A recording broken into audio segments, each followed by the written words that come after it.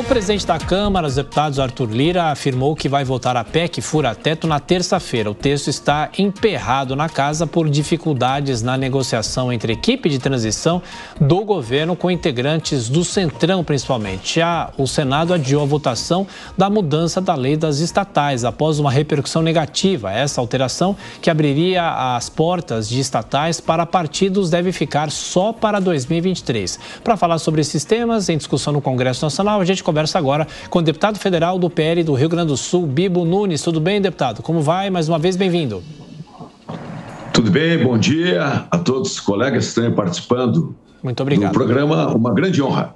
Bom, deputado, começando com a PEC da transição, PEC chamada de fura-teto, o senhor acha que a aprovação vai se dar na semana que vem ou vai ter mudanças? É possível que volte para o Senado? O que é possível esperar nessas conversas até a terça-feira, pelo menos?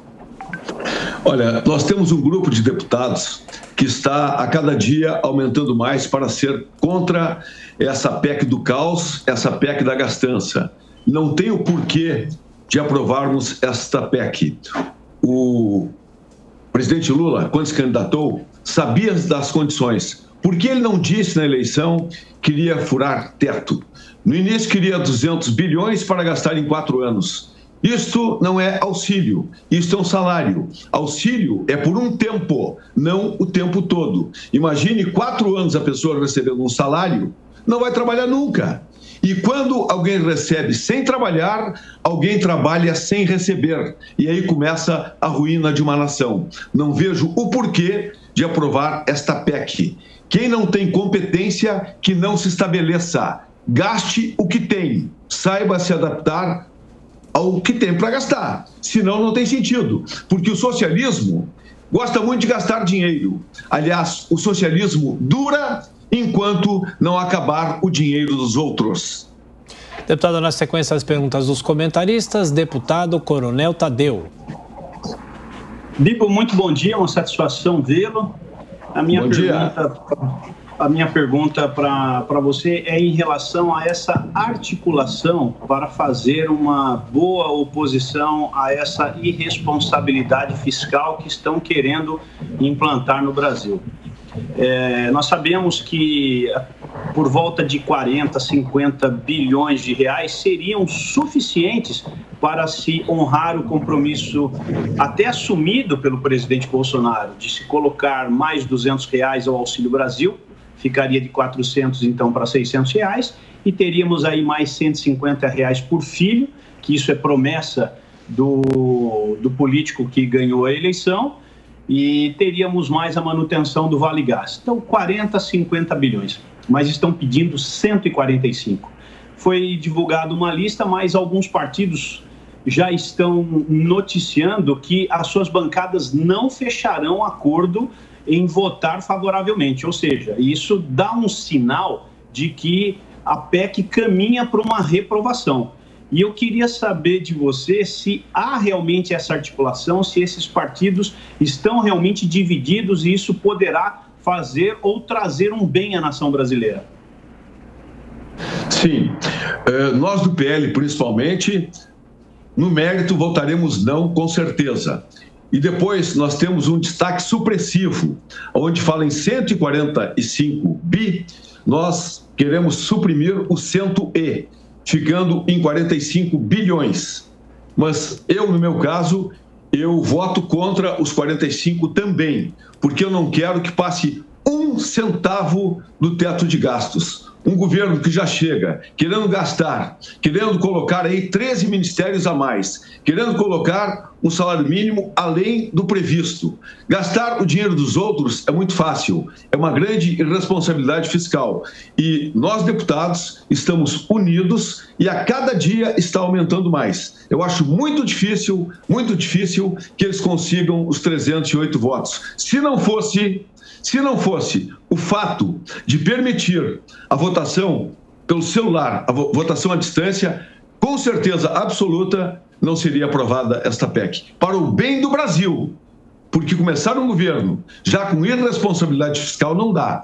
Aí o que dizem os esquerdistas?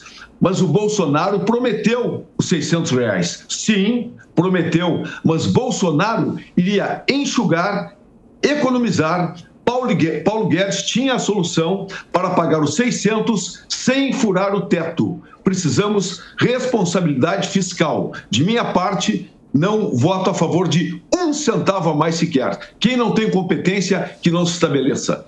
Deputado Bibo Nunes, a pergunta agora de Amanda Klein.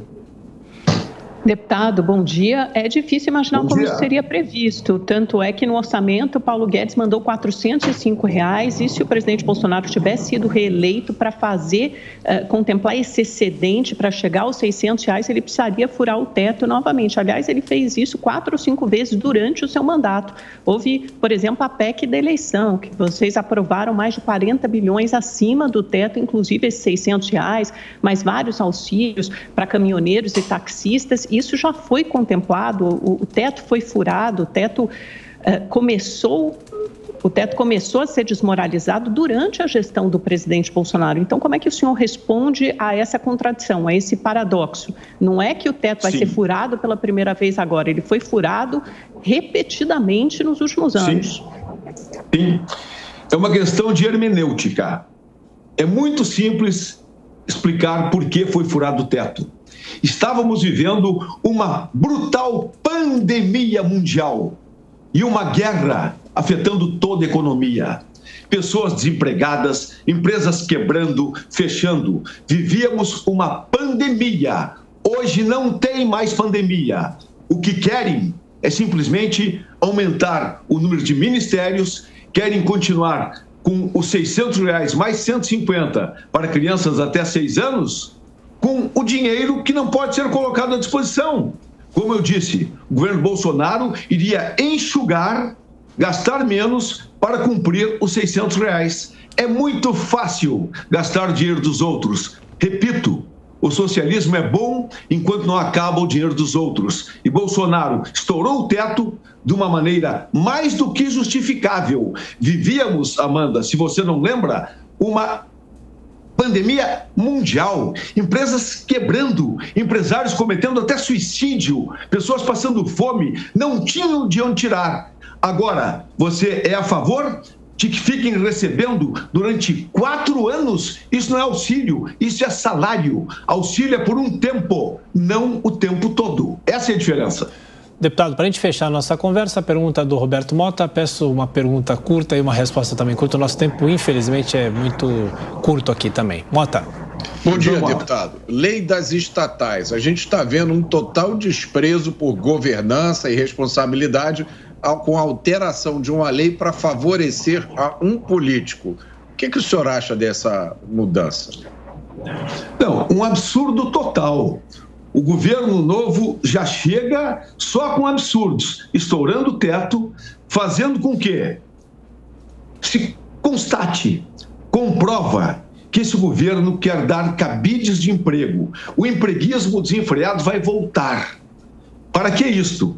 Para beneficiar Mercadante sendo presidente do BNDES. BNDES foi um caos no governo de esquerda. Colocar o Mercadante como presidente do BNDES é como colocar o vampiro cuidando do banco de sangue. Não tem fundamento. E outra, 3 anos é o correto. Quem é político não tem que ter boca e teta em estatal. Não. Quer ser político? Seja candidato. Vá para o teste da urna. Agora, boca e teta para político, não. Nós temos que colocar nas estatais, como colocou o governo Bolsonaro, os ministérios, pessoas técnicas com capacidade e não dar cargos para os seus apaniguados, as famosas bocas e tetas que destroem uma nação. Queremos pessoas técnicas, competentes nos seus devidos lugares e 3 anos acho até pouco, porque quem é político não tem que estar se beneficiando com cargos milionários na máquina pública. Deputado Bibo Nunes, do PL do Rio Grande do Sul, obrigado mais uma vez, bom fim de semana, até a próxima. Obrigado, um abraço a todos, bom final de semana.